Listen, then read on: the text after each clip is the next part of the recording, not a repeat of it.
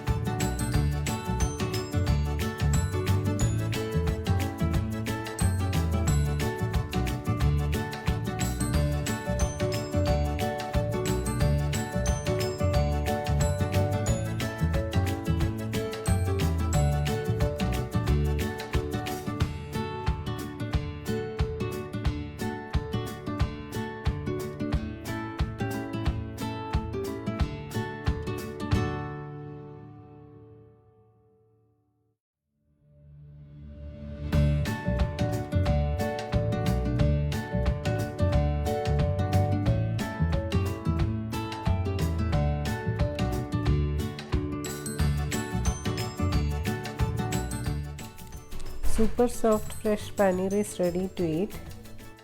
Commercially sold paneer is made using citric acid. For homemade paneer we use yogurt, lemon juice or vinegar are the choices. The taste and flavor of the paneer is depend upon the ingredient we used.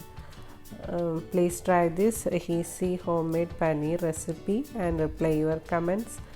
Please subscribe my channel, click the bell icon, otherwise you can't get the notification. Meet you soon with another easy recipe. Thank you.